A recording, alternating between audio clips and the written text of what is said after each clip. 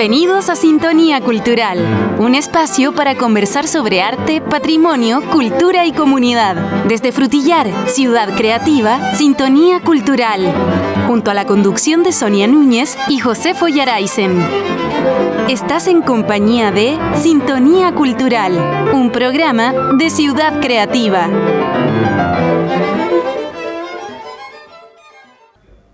Amigos y amigas, muy buenas tardes y bienvenidos a un nuevo capítulo de Sintonía Cultural. Este programa que hemos preparado especialmente para hablar de sociedad y cultura, visibilizar actores, agentes, problemáticas y, por qué no, oportunidades en torno al quehacer sociocultural. Lo hacemos, es posible, gracias al patrocinio de la Municipalidad de Frutillar, la Biblioteca, las Fundaciones Plades y Teatro del Lago y la Corporación Semanas Musicales de Frutillar. Sean todos bienvenidos, especialmente usted. Y usted también, José, ¿cómo está? Buen día. Hola Sonia, hola amigas, amigos, muy bienvenidos todos. Feliz de estar acá. Por fin me bajaron de arriba, ya no estoy arriba en las alturas, así que estamos ahora al ladito aquí, Sonia. Felices. Y hoy día vamos a estar hablando de algo muy entretenido. Te cuento, Sonia, la diversidad lingüística es esencial para la preservación de la herencia común de la humanidad. Su importancia radica en la forma de que la lengua da vida al patrimonio, lo relata, y con ello cuenta la historia de su gente. Vamos a estar hablando de diversidad lingüística y qué importante es a propósito de la conservación del patrimonio. Dentro de eso, la paya, la poesía, rescata y visibiliza esas identidades. Algo que Ignacio Reyes, que es nuestro querido invitado de hoy, combina con todos sus otros intereses como cultor de una identidad popular, tradicional y campesina, en un trabajo donde los versos tradicionales y los finares campesinos se mezclan con la poesía y la investigación de esta. Guitarronero, rabelisto, bienvenido, Ignacio, bienvenido al programa Sintonía Cultural. Muchas gracias por la invitación, por dar a este espacio para poder dar a conocer esta tradición tan hermosa, tan rica y que pocas veces tiene su lugar para que la gente la conozca. Así que encantado de poder hacer ese rol. Para nosotros un tremendo gusto tener a un profesor, payador, poeta, multiinstrumentalista, en fin, hay en tu currículum describe varias acciones que yo creo que es mejor escucharlo, porque nosotros ya tuvimos la suerte de escuchar algunos acordes y con eso se justifica todo lo que está escrito, diría yo. Bienvenido. Tegualdino, vecino de Tegualda, ¿cómo llega ahí o cómo llegas a la zona? Sí, yo soy oriundo de Santiago. Mi familia tiene una relación con esta zona en Osorno. Viven mis papás y vivieron mucho tiempo ahí. Y volví a vivir acá hace 7 años, a la comuna de Fresia, y estamos ahí en la zona de Tegualda, en pleno campo, un lugar hermoso, donde se puede vivir en estos tiempos tan convulsionados. ¿Cómo ha sido vivir en el campo? Cuéntanos. Bien, un cambio de vida tremendo. Como digo, yo soy oriundo de Santiago, de crianza superurbana, y quizás a través del mismo canto y de la valoración de estas culturas tradicionales, también empecé a valorar el oficio del campesino, que es un oficio que está mal mirado, pienso normalmente, sobre todo desde el mundo urbano, y que en realidad es el oficio fundamental, es que nos da de comer a todos. Entonces, y los procesos de vida de cada uno son diversos, y a mí me ha tocado encontrarme en ese mundo hoy día, tratando de conocer y cultivar las tradiciones más profundas del campesinado y también su oficio, su trabajo. Cuéntanos un poquito de tu camino, porque tú nos contabas antes, es por la música que llegas a descubrir todo el mundo de la poesía y de los payadores, ¿cierto? Y ya nos van a contar de los instrumentos. Cuéntanos un poquito de tu camino personal para encontrar este camino en torno a la lingüística y el patrimonio. Claro, yo primero fui músico, lo primero de lo que me enamoré chico, a los 10, 12 años, la música fue un camino que abracé, y por lo mismo entré a estudiar pedagogía en música en el pedagógico, en la UNCE, Universidad ahí en Santiago. Y tuve la suerte que el año que entré yo, entraron 2 compañeros de mi misma edad que eran payadores, Claudio González, que vive en Nachao, justo, y Carlos Fernández. Entonces, en un día de fiesta ahí de la universidad, imagínense, salen 2 guitarrones y empiezan a improvisar décimas, 2 chicos de 18 años. Yo quedé loco por el guitarrón, por la guitarra traspuesta y además por la capacidad de improvisación. Es como lo del freestyle, ¿cierto? Que está tan de moda, el hip hop en la cultura urbana, pero mucho más antiguo y tiene una riqueza a mi gusto que es patrimonial también, o sea, que responde a lo que somos, ¿sí? A lo que somos nosotros. Entonces, ahí me encanté y tuve la suerte también de tener ahí al profesor Francisco Astorga, que lamentablemente falleció el año pasado, con el que aprendí las primeras cosas del guitarrón, de la décima, del canto a los poetas. Después, bueno, después se abrieron las puertas, conocí mucha gente, Bigote Villalobos, Gabriel Torres, grandes payadores, Manuel Sánchez, que me fueron de a poco también ayudando a empezar este largo camino. Yo llevo como 15 años en esto y siento aún que soy un aprendiz, porque los viejos son viejos y saben mucho. Los viejos son viejos y saben mucho, ciertamente. Nosotros estamos en una zona en que indudablemente en materia de lengua, entre otras, quizás por la génesis histórica, tenemos también una diversidad en ella, ¿no? Está la influencia alemana, está la influencia campesina, chilota, huilliche, en fin. Pero para que podamos poder tocarla, conocerla, lo que tú estás haciendo hoy día, que es una promoción a través de tu trabajo también, hay que investigarla. Y sobre todo en una época en que hablábamos hace un par de días, en que esto del término o la bajada de la actividad de las tierras, la actividad campesina, propiamente tal, está provocando una gran migración de este sector geográfico a la ciudad. ¿Cómo ves eso? ¿Cómo estudias? ¿Cómo hace el trabajo rescate en definitiva? Sí, a través de las personas. Este es un arte muy, muy humano, de hecho le llamamos canto a lo humano. Entonces es cierto que cada vez hay una migración, ¿cierto?, de campesinos a la ciudad y con ello la pérdida de mucha riqueza cultural.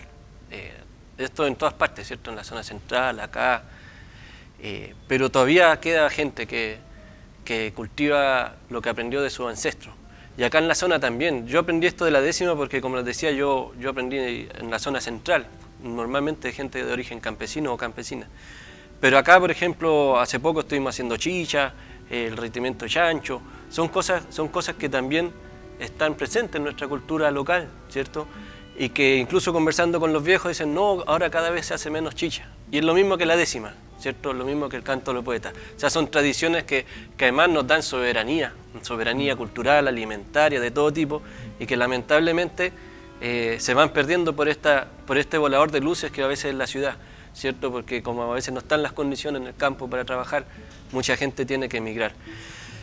Yo me he puesto como un objetivo casi de vida meterme ahí, volver a buscar lo que son nuestras tradiciones, porque nos da soberanía. Yo creo que esa es una palabra fundamental, tanto desde lo que comemos hasta lo que cantamos, las poesías que creamos, cómo nos divertimos, cómo jugamos. Eso, nosotros tenemos una historia en torno a eso y no podemos desprenderla así de un día para otro. En lo que tú conoces de campos, ¿está todavía presente la guitarra en las casas? Digo, porque cuando yo era pequeñita venía a esta zona de veraneo y era muy llamativo que en las casas había, y sin saber que eran poetas, que eran payadores, ellos cultivaban, digamos, la música desde su situación autóctona del trabajo en la tierra. ¿Existe Claro. todavía eso? Sí existe, sí. Pero pienso que esta es una época crucial, porque está en las generaciones más antiguas, como que las generaciones nuevas están abandonando todo ese tipo de costumbres. Entonces, por eso creo que este es un momento crítico. ¿Y por qué se produce eso? ¿No hay investigación, no hay traspaso? ¿Cuál es la Yo razón? creo que esto de, ¿cómo se llama?, la globalización, que es un fenómeno tan rico por una parte, porque nos posibilita acceder a muchas cosas que antes no, también por un lado hace que abandonemos cosas que teníamos más cerca. O sea, es tan simple como pensar que hace 50 años no en todas las casas había una radio, ¿cierto? Entonces, para una fiesta, por muy simple que fuera, tenía que haber un viejo con guitarra o con acordeón, o una vieja, para que se alegrara la cosa. Ahora todos tienen una radio. Entonces ya no tiene tanto sentido saber tocar guitarra o acordeón.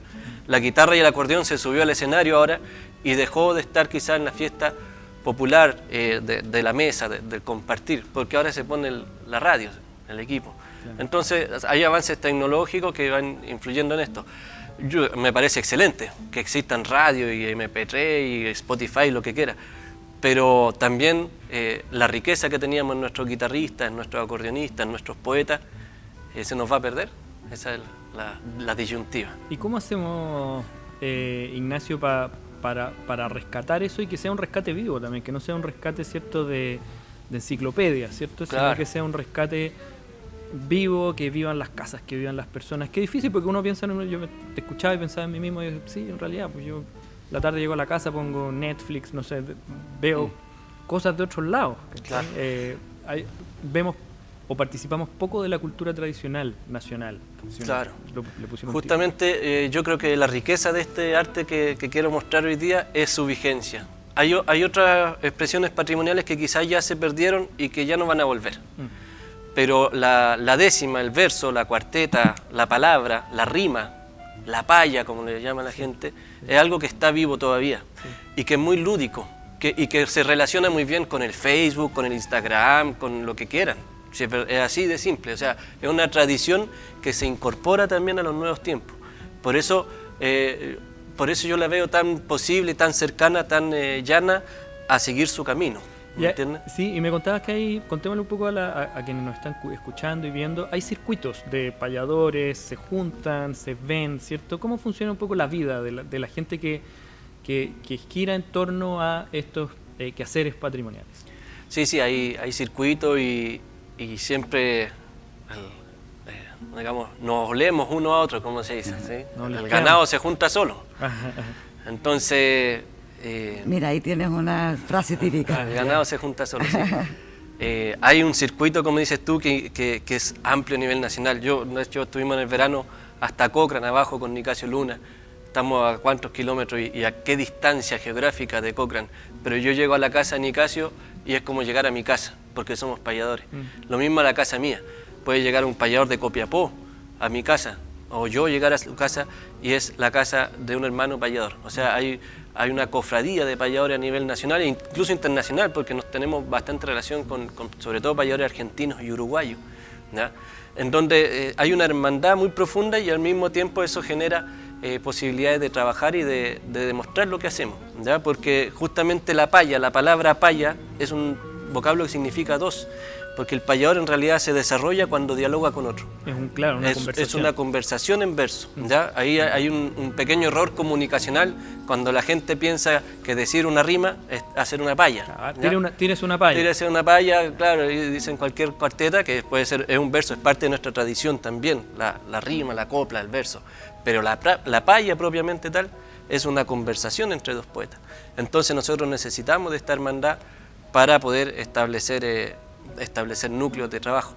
Acá en la región hemos conformado un colectivo que se llama Decimistas de la Décima. Justo era la 10ª región esta, y la 10ª es nuestra estrofa por antonomasia. Entonces aquí hay como 15 o 16 poetas populares y payadores que están en la región y con los que nos encontramos permanentemente, desde la zona de Palena, Chiloé, Cochamó, aquí en la cordillera y toda la cuenca del lago.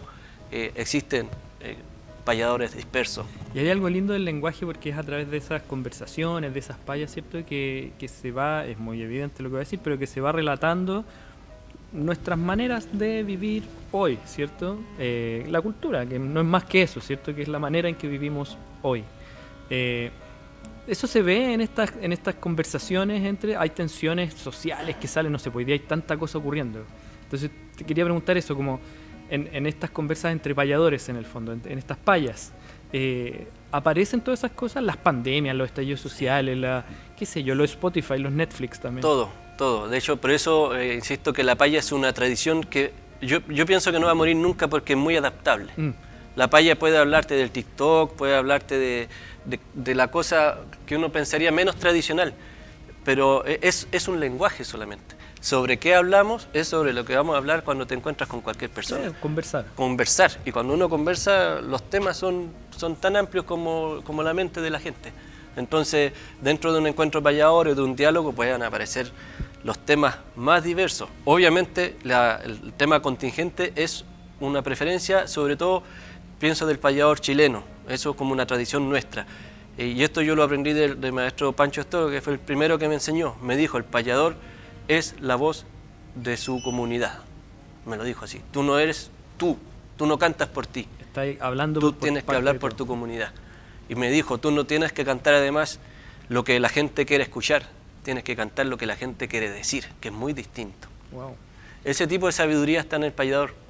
Entonces cuando uno canta puede hablar de cualquier cosa, pero carga con un pequeño, una responsabilidad, ¿ya? Una responsabilidad, sobre todo en nuestra tradición de payadores acá en Chile. ¿Y el oficio se practica? ¿Cómo ocurre eso? Así como uno practica tocar guitarra, uno practica cantar. ¿La paya también se practica? ¿Tú solo en tu casa practicas claro. rimas? ¿Cómo Claro, es una técnica como todos los oficios tienen su parte técnica y después el oficio, propiamente. Entonces, y la creatividad. Claro, y la creatividad. pero la creatividad, y esto para todos los que están en el mundo del arte, no es una magia, Claro. no es una inspiración divina como a veces parece ser, ya normalmente es fruto del trabajo, del desarrollo de la técnica. Cuando uno empieza a desarrollar la técnica, empieza a aparecer la inspiración, van de la mano. Entonces hay cosas técnicas que uno desarrolla solo, tocar el guitarrón, obviamente con un maestro que te enseña ciertas cosas, pero si eso uno no lo practica durante horas y horas en la casa, no va a resultar, ¿sí? Aprender melodías, en Chile tenemos la riqueza más grande de melodías para cantar décimas que existe en toda Iberoamérica.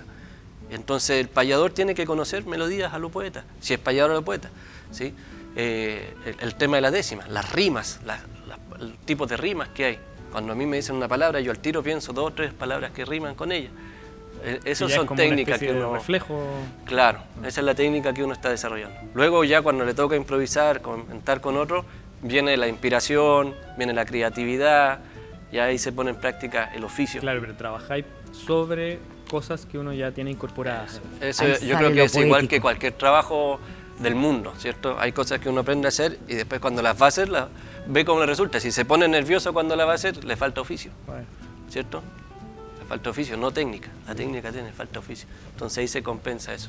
Pero Ignacio no solamente es payador, es poeta, también es músico, y llama la atención la cantidad de trabajos que tiene inspirado en Víctor Jara. Cuéntanos de ello.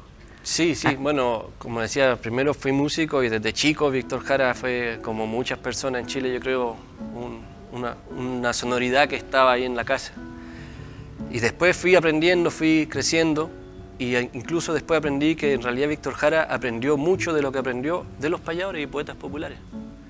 Entonces, yo primero conocí a Víctor Jara, después a los payadores, y después me di cuenta que Víctor Jara había aprendido de los payadores. Entonces, di la vuelta, claro, porque la mayoría, por ejemplo, de las canciones de Víctor Jara son cuartetas, que son forma tradicional de poesía popular. Voy a hacerme un cigarrito, para el caso tengo tabaco, si no tengo de dónde saco, lo más cierto es que no pito.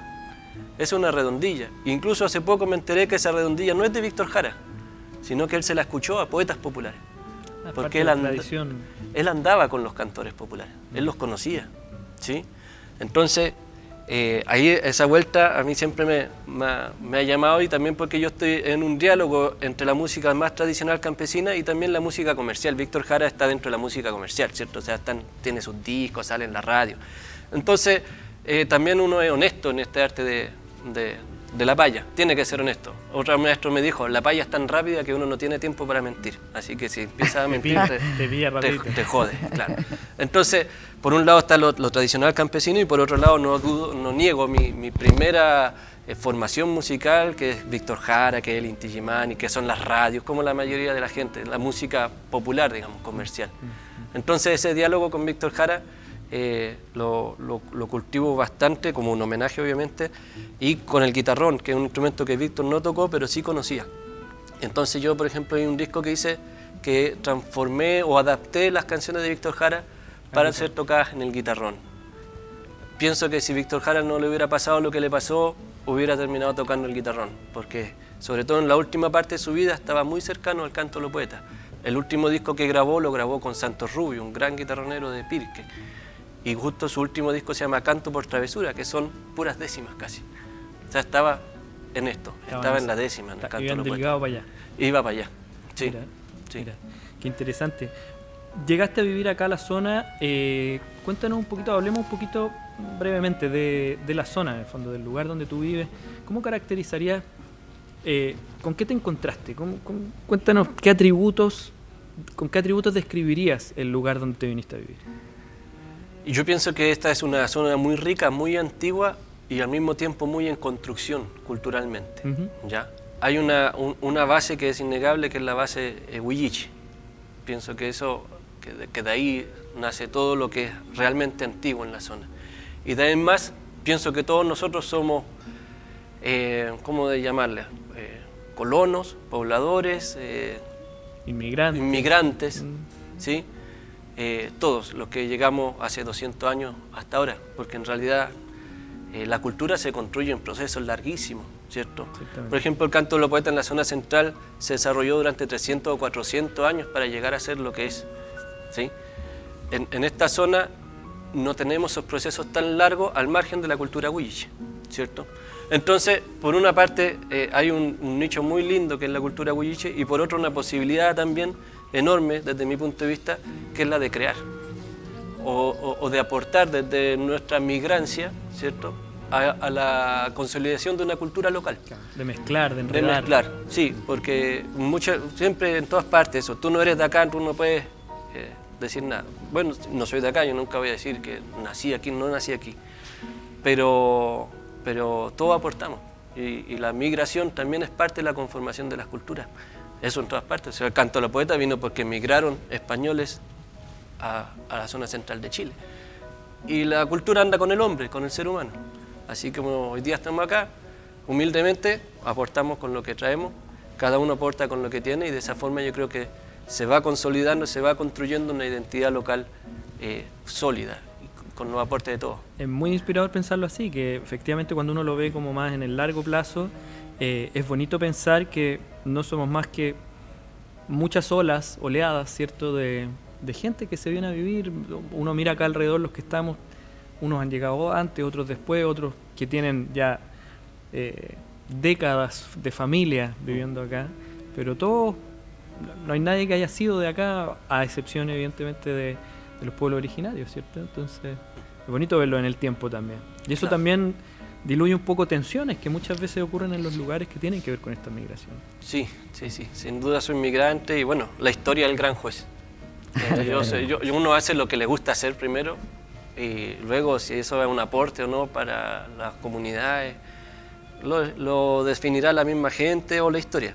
Yo pienso que por lo menos mínimamente una persona que aprende a hacer una cuarteta y a expresarse con las palabras es un aporte para esa persona, ¿cierto? Porque es una capacidad de expresión, como aprender cualquier arte. Una persona que aprende a hacer una acuarela es un aporte para esa persona. Entonces yo pienso que con lo que sé puedo aportar igual, ¿cierto? Sin duda. A las personas, a las comunidades con las que interactúo. Si después eso forma parte o no, si considera o no cultura local, ese no es problema mío. Y hablemos un poquito de eso porque hay un aporte también que se viene ahora. Para allá iba, hablando de aporte, indudablemente aporte a la persona, pero también a la sociedad, que en definitiva es lo que debe estar como gran responsabilidad. Hablando de ese aporte, usted va a iniciar prontamente, quedan poquitos días, 2 talleres, y ahí contribuimos un poquito al tema del traspaso, la investigación, a que esto siga sistematizándose en el tiempo, que sea conocido, promovido, valorado y todos estos adjetivos que debiera tener. Con Ignacio iniciamos 2 proyectos, entonces me gustaría que habláramos, porque es tremendamente importante, uno con el adulto mayor, que tiene mucho que entregar, en tanto el recorrido de vida de gente en la zona, ahí hay mucho rescate en lengua que hacer, y otro para la comunidad. Vamos con el primero. Sí, vamos a estar trabajando con adultos mayores los miércoles a las 3 de la tarde, ¿cierto? En la idea de lo que comentaba, ayudar y entregar herramientas que permitan a la gente comunicarse, expresarse. Nuestros abuelitos tienen lo que dije al comienzo, los viejos son viejos y saben mucho. Quizás lo que falta es que nos entreguen todo eso que saben. Y de esta forma la poesía popular puede ser una linda herramienta para que nuestros abuelos también leguen, ¿cierto? Y perpetúen todos los conocimientos que traen. Entonces, y además quisiera aportar que el grupo con los que va a trabajar Ignacio acá, porque es un proyecto de la biblioteca, tiene que ver con adultos mayores que son derivados por el CEFAM de la evaluación en PAM y que no están incorporados en ninguna institucionalidad.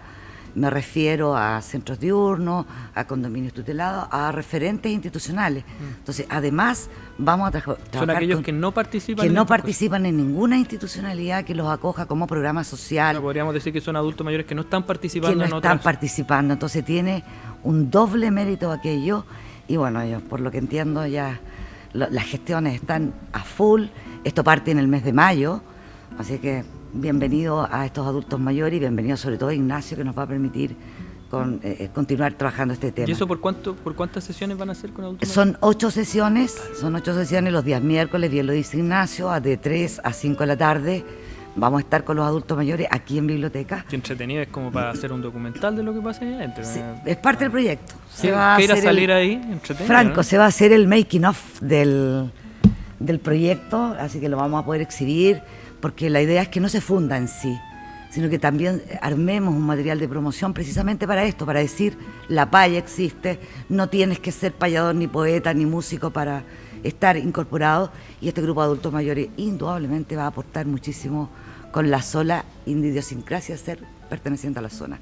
Y en el mismo mes, también para un público objetivo general, para personas mayores de 12 años, Ignacio va a hacer 12 sesiones en 3 meses para la comunidad en general. Claro, Invítala. esa es una invitación abierta, ojalá aquí del programa sirva para que alguien se interese a participar, que esa ya es una invitación a todo tipo de público.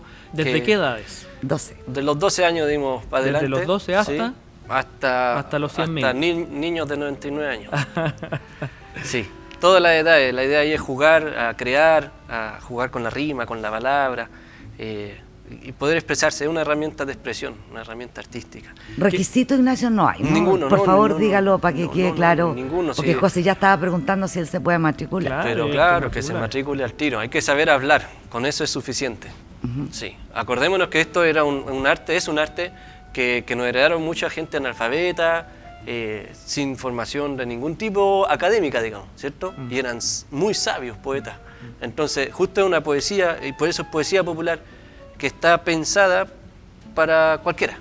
¿Ya? Aquí no hay que tener ningún tipo de formación. Con saber hablar, Está bien. vamos a jugar con las palabras. Y ambos grupos, estimados auditores, ambos grupos van a hacer una presentación final el día 31 de julio, precisamente cuando se festeja el Día del Payador. Exacto. Así que ahí vamos a poder invitar a la comunidad a este evento donde los participantes de estos talleres van a poder mostrar el proceso de aprendizaje y creativo que han tenido con Ignacio. Así que Todo pasando. muchísimas gracias. Las personas Sí. que se quieran inscribir, ¿qué es lo que tienen que Directamente a la biblioteca. hacer? A la biblioteca.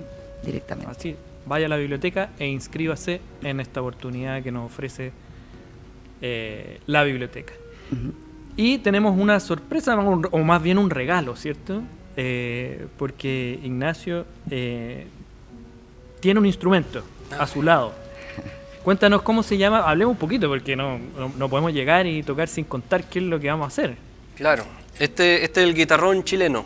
Se dice que es el único instrumento chileno en el sentido de que no existe en otra parte del mundo. ¿Ya? En ningún otro lugar del mundo no se va a encontrar un guitarrón. Por ejemplo, los instrumentos mapuche se encuentran igual en Argentina, ¿cierto? Porque la cultura mapuche es trasandina. Los instrumentos andinos como el charango se encuentran en Bolivia, Perú.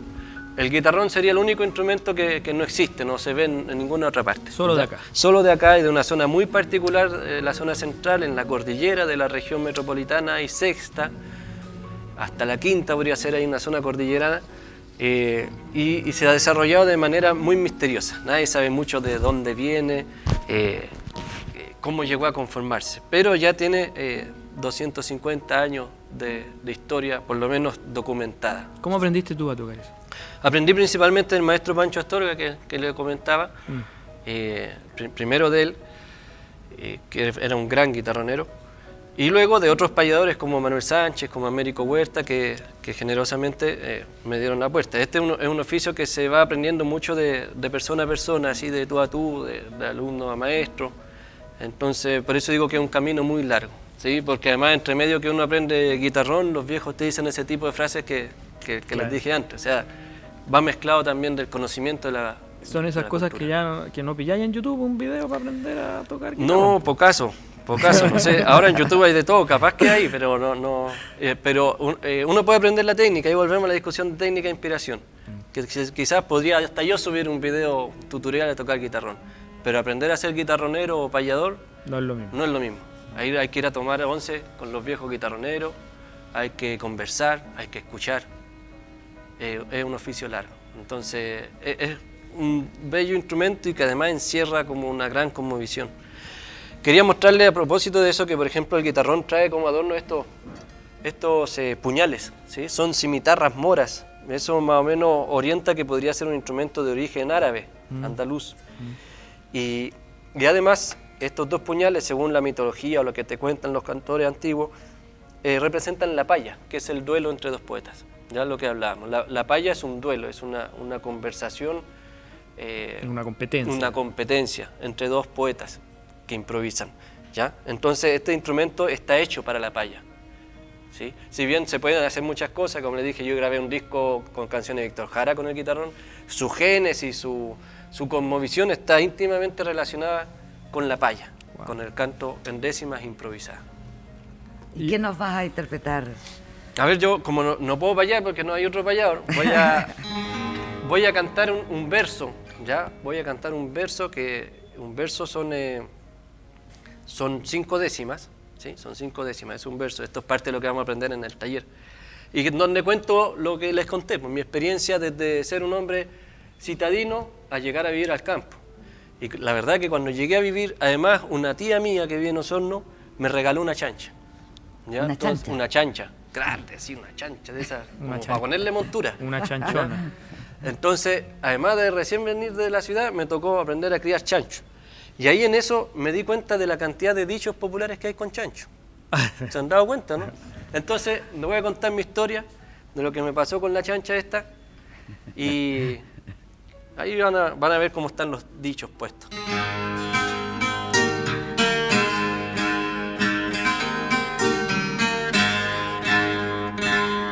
Siendo un hombre citadino, parece que me fui al chancho, yéndome a vivir a un rancho, creyéndome campesino, ay sí, encontrando mi destino, como chancho en mis andaba, y un día en que lo pasaba, chancho tomando en un bar, no se me ocurrió comprar una chancha que engordaba, ay sí.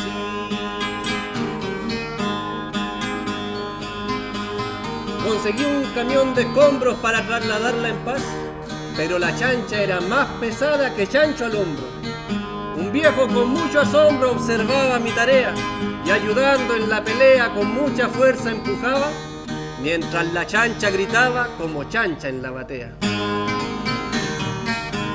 Terminamos la osadía, pero al llegar a mi rancha, miró y prefirió la chancha quedarse en la casa mía, ay sí. Para el almuerzo pedía chancho en piedra con asado, y cuando hurgando un bocado abrió el refrigerador, yo pensé pa' mi interior, el chancho está mal pelado, ay sí. Como estaba media hambriada, comenzó a comerlo todo, e igual que chancho en el lodo disfrutaba entusiasmada. A causa de esa chanchada cada vez era más gorda, y después se hizo la sorda cuando la reté con ira, demostrando que es mentira que chancho limpio no engorda.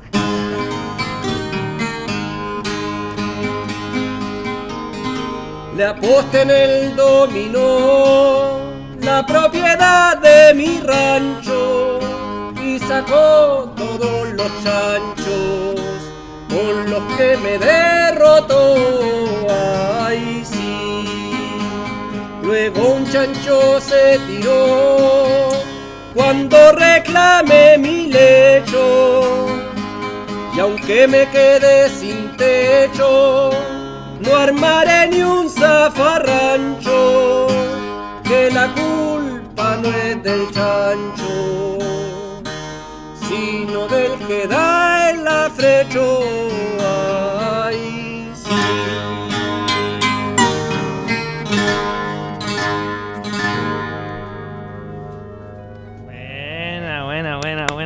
pasan.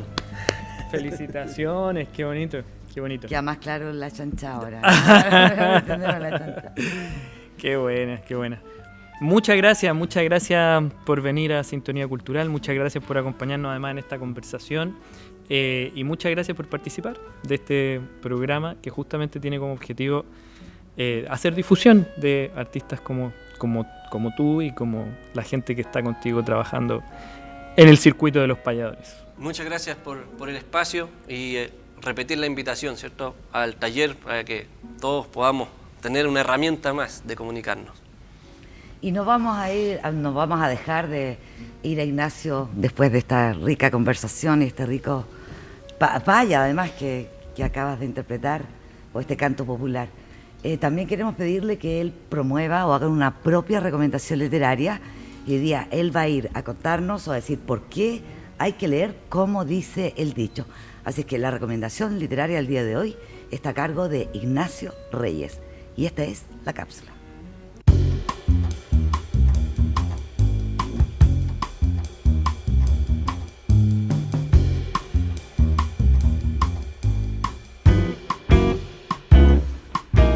Hoy en Cuenca de Letras quiero recomendar este libro, como dice el dicho. Es un libro en décimas, en versos tradicionales, la forma que he aprendido de la poesía popular y que lo escribí yo mismo, Ignacio Reyes, y está hecho en base a puros dichos populares. Por eso se llama como dice el dicho. Son historias campesinas, la mayoría, en donde se utiliza la rima y el dicho popular para contar anécdotas vividas seguramente por mí mismo. Además, este libro está hecho por mí, a mano, diagramado, impreso y todo el trabajo de producción. Así que un libro completamente hecho aquí en la región por autor y con temas que seguramente van a ser reconocidos para la gente que lo quiera comprar. Todos tenemos algún refrán que hemos escuchado por ahí. Así que está recomendado Ignacio Reyes, como dice el dicho, Fabulosas Populáricas. La única manera de encontrarlo es buscándome a mí, me puede invitar a tomar once también y quizás trocamos la once por el libro. Búsqueme en las redes sociales, Ignacio Reyes, al que le interese tener un producto 100% hecho en nuestra zona, como dice el dicho.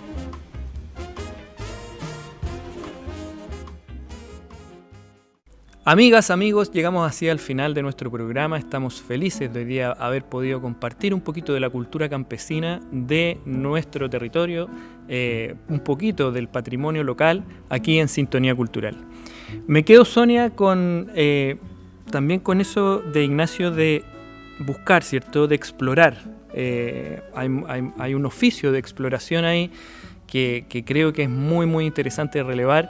Y invitarlos a todos también a explorar de lo propio, ¿cierto? A explorar en sus barrios, explorar en sus familias, con sus padres, abuelos, aquello que es propio, ponerlo en valor, traerlo al centro, tirar una rima si es necesario, o hacer, qué sé yo, una pintura o algo a propósito de eso. Y rescatar, José, lo que tenemos, y no necesariamente son temas materiales, aquí hay un patrimonio inmaterial que hay que rescatar y que además hay que traspasar, así que creo que en este programa hemos hecho una real contribución a esto que Ignacio dice, hay que ponerlo en la mesa, ¿no? Esto existe y hay que valorarlo también. Hay que ponerlo en la mesa y hay que valorarlo. Queridas amigas y amigos, si nos despedimos, damos gracias a nuestros gentiles patrocinadores, a la ilustre Municipalidad de Frutillar, muchas gracias a todo el equipo de la biblioteca, Kiwi Media, a Fundación Plades, la Fundación Teatro del Lago y a la Biblioteca Municipal por este espacio. Un abrazo grande y nos vemos el próximo miércoles en Sintonía Cultural. Chau, chau.